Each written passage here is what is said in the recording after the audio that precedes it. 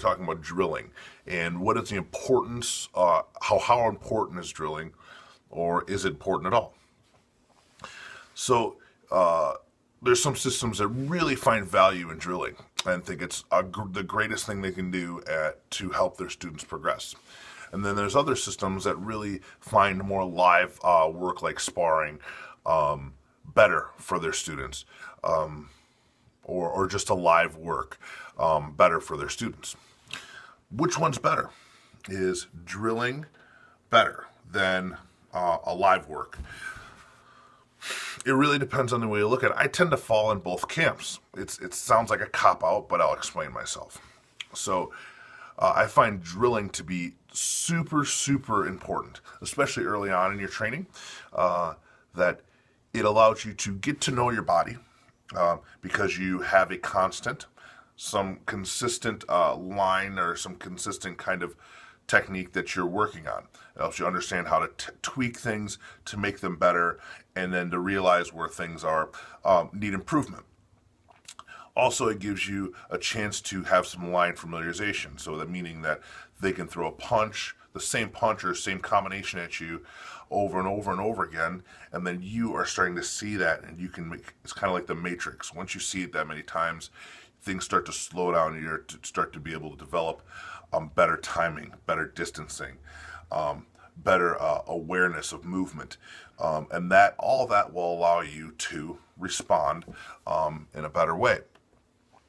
That can be, for some people, depending on the way they look at it, can be very monotonous, can be very repetitive, and that could be a negative to them. I want to do something new. I want it to be alive, and that can be a concern. There's other sides of the coin that think drilling it doesn't allow you to really use the technique or apply the technique because it's so contrived or it's choreographed. So it's not even really going to work out. It's not going to work like you'd want it to in a live situation.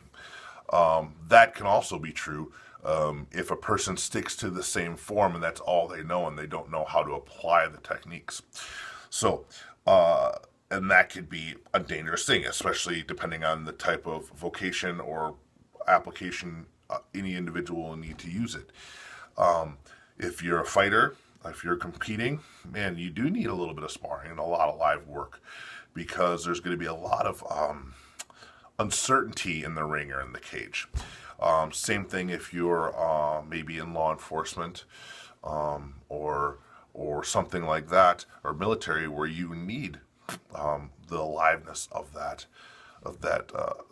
feel, that tension, that pressure, and that uncertainty to make sure that you can pressure test your stuff. I think that the latter is less of the general public that are training martial arts.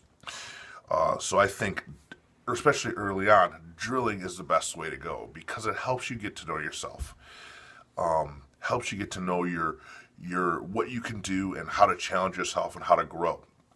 It also really brings safety in a training environment, which is what, at least at MKG, what we look at a lot, is making sure you're training safe.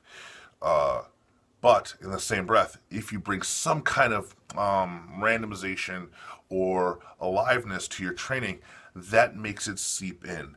So there's a certain point where you have to take the essence of the drill or the form or whatever you're training, take the essence of that, what it's trying to teach you, and then take that and put it in a little bit more alive environment so that you can become more part of you. Does that mean it has to be full-on sparring? No. Does that mean you have to be pressure tested in a really intense and physical way? No. It just means that you have to have some randomization and some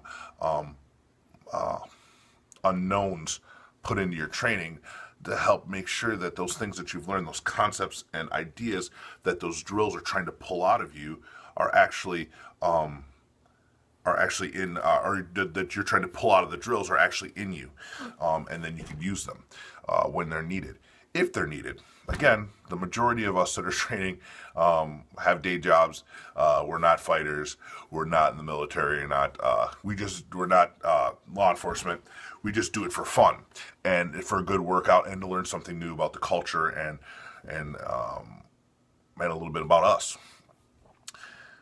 If I just break it down to this idea, though, drills are there for the instructor to organize their thoughts to give you the best training possible and give you the best attributes that you can pull out of those.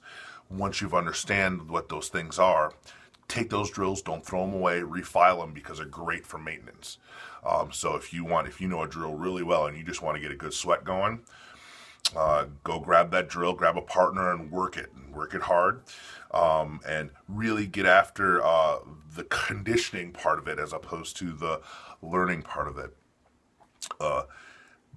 But in our point of view, at the end of the day, your personal expression of martial arts is what's our goal. So just regurgitating a drill that somebody told you is not what we want either. We want you to take the essence of those drills and the concepts and the ideas that they give you and express yourself with them. Train safe, train hard, have fun. MKG International Martial Arts, Madison.